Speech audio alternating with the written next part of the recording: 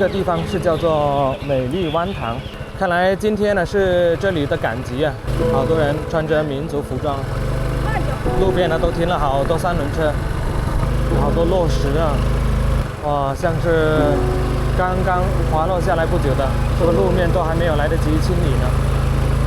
哎，大哥你好，请问人字桥怎么走？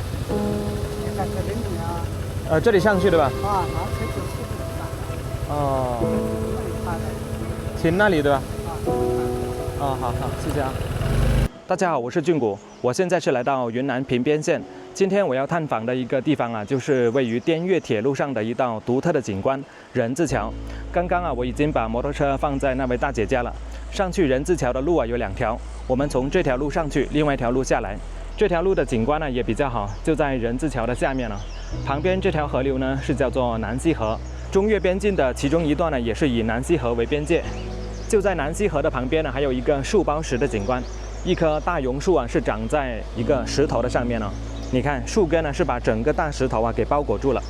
这棵树的树根呢也是特别的漂亮哦。这里呢还有一座小的桥啊需要经过。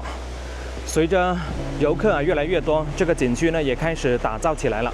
你看这里还加了一些围栏啊。远处这里呢就是人字桥了。南溪河的河水啊特别清澈哦。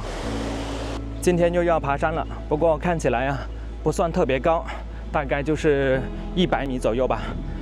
看来人字桥啊还是吸引了不少游客啊。你看这里呢是有一个牌子啊，人字桥是往这边，往另外一个方向呢还有一个起伏洞，也过来看一下啊。今天要在这里游玩一整天了，因为我一定要拍到列车从人字桥经过的画面。早上啊已经经过一列了，下一趟呢要等到下午的3点钟或者5点钟啊，所以呢要等很长的时间，当心碰头啊。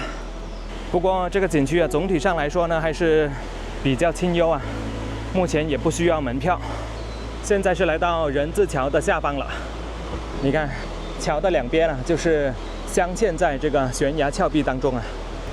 这里还有下去的步道，相信起伏洞啊就在不远处了。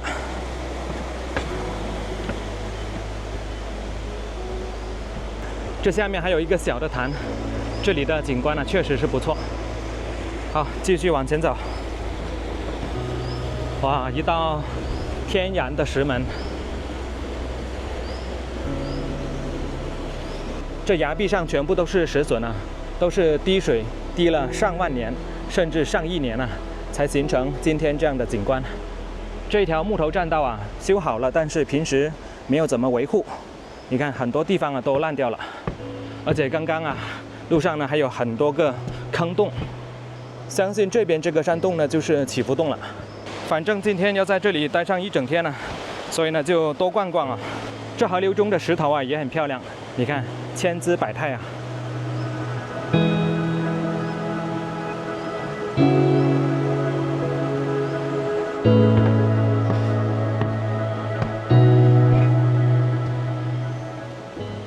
哇，这个山洞呢也是挺奇特的啊，里面呢是有很多石笋啊，上面是被一些过来祈福的人啊绑了很多红色的带啊。哇，你看这个洞的深处深不可测啊，里面呢是漆黑一片。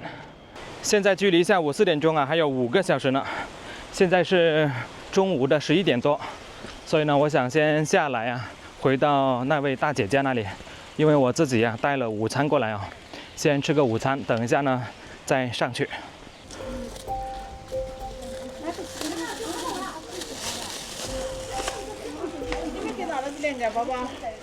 中午简单吃一个自热米饭。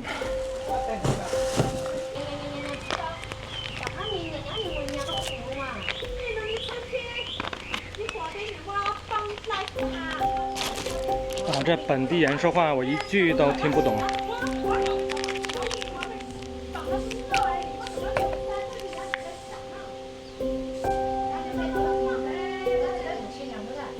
你看一开包装啊，连这个都断了，奇怪，在包装里面怎么断了？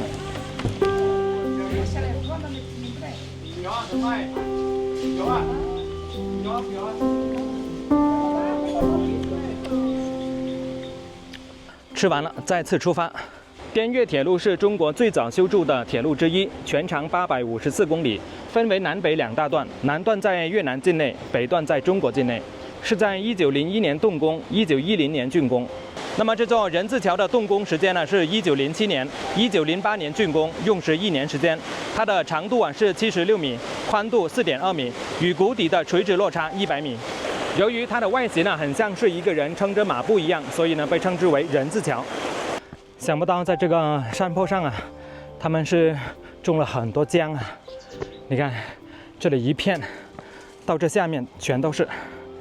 终于上来了，虽然说不是很高，但是爬这样的阶梯还是很累。你看，滇越铁路穿过这个隧道，这边人字桥，然后再穿过那一边的隧道，从这里出来。你看那边呢是有一个建筑相信应该是铁道的管理处。讲一讲建造滇越铁路的历史背景呢，在1858年法国侵略了越南，逼迫越南脱离中国附属国的关系，想要它成为法国的保护国嘛。但是法国呢依然不满足，把爪牙伸到中国来了，要掠夺中国的矿产嘛，所以呢又逼迫清政府签订了一系列不平等的条约。所以说滇越铁路就是在这样的历史背景下修筑的。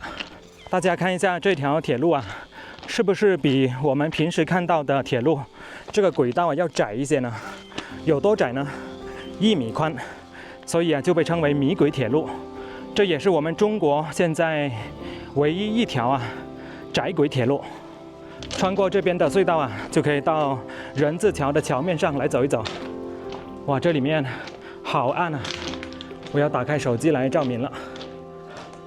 因为这个隧道前面是有一个拐弯处，所以呢是不能够透光，这里面就显得非常的暗了。不过还好这里面没有滴水，路面也是比较干燥。从这个角度往回看，回来这边一片黑暗现在全程都是要靠手机来照明你看前面远几米就看不到了，只能看脚下。哇，到了这边就不一样了，你看上面是有流水，在这里还形成一个天然的小池子。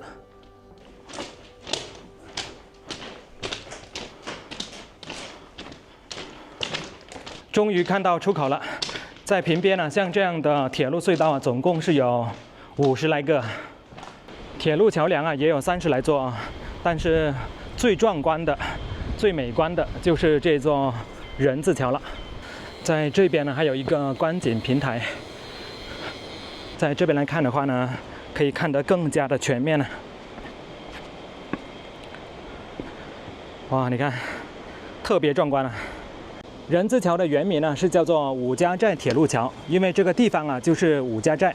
这座人字桥是由一个叫保罗·波登的法国工程师设计的，整座桥的重量有180来吨，所有的构件都是在法国量身定做，通过海运运到越南，然后通过山路搬运到这里。由于这里所在的位置是处在深山峡谷当中，山高路远，所以呢搬运这些钢材非常的不好搬运。所以在设计的时候就将每一个零部件最重的不超过100公斤，最长的不超过2.5米。大多数的零部件都是在1.2米到1.3米之间。那接下来我想讲的这件事就非常的沉重了。这道人字桥虽然说现在呢是成为了云南的一道美丽的风景线但是在建设这座桥的时候呢，这里却死去了800多名中国劳工。可以说这座人字桥就是由中国劳工的身躯铺就而成的。当时法国的报纸还将中国工人在人字桥上的施工称之为死亡之上的舞蹈。在100多年前这座人字桥也算得上是世界桥梁史上的一个工程奇迹了，与当时的巴拿马运河、苏伊士运河并称为世界3大奇迹。在法国生产的钢材质量确实是好，到现在你看一点生锈的痕迹都没有。我们回到桥上走一走去到桥的另外一边来看一下。在这里还有一条通道啊，这个呢是给桥梁的维护人员通行的一条通道。你看，在桥梁的主梁上面呢，两边呢都有围栏，这个呢就是给维护人员走到上面去检查这个桥梁是否有损坏。哇，看看这些粗壮的铆钉。不过看样子有些东西呢是后期重新加上去的比方说像这个铁丝网应该是后期为了安全重新加上去的。这个米轨铁路到了桥的中间呢，你看这里面还有2条轨道，但是刚刚我在走进来的时候呢，那边呢是没有的。现在就是相当于站在整座峡谷的中间了，这里风好大，好凉快哎，大哥你好，请问一下，下一趟列车几点钟会到2点左右。2点左右。2点半。2点半。哦，那不是快了？快了。现在几点钟现在1点半。刚刚问了一下管理铁路的这位大哥他说等一下2点半列车就来到这里了。刚刚下面的一位大叔说要等到4点钟，其实不用因为这个时间呢还是以管理铁道的这些工人为准。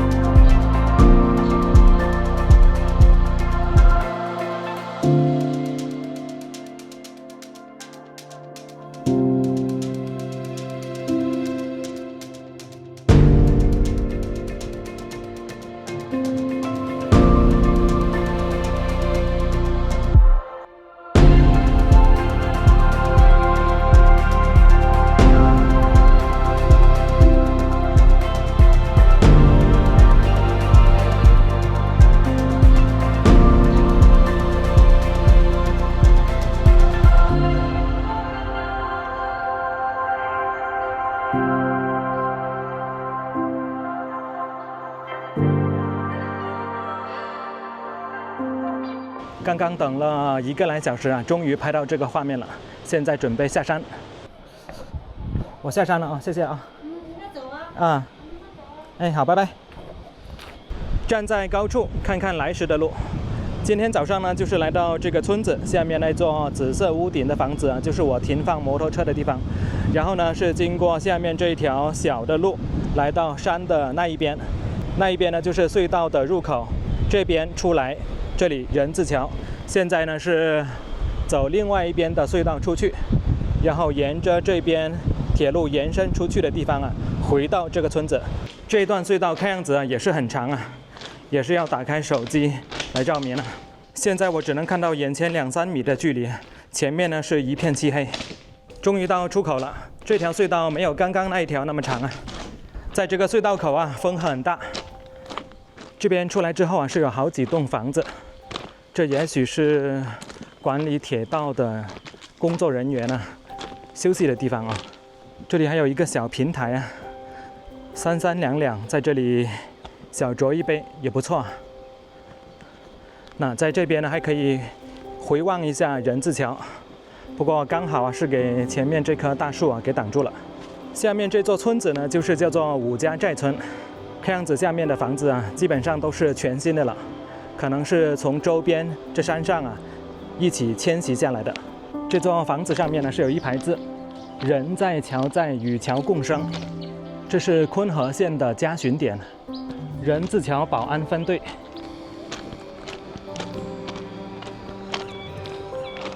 这里有一条小路可以直接下到下面那座房子，也就是我停摩托车的地方。这条小路近是近，但是呢有点陡不过还好不是下雨天我现在准备导航回去我河口县驻车的地方了。从这里回去有103公里，骑摩托车要2个小时23分。那么今天这条视频就跟大家分享到这里，我们下一条视频再见，拜拜。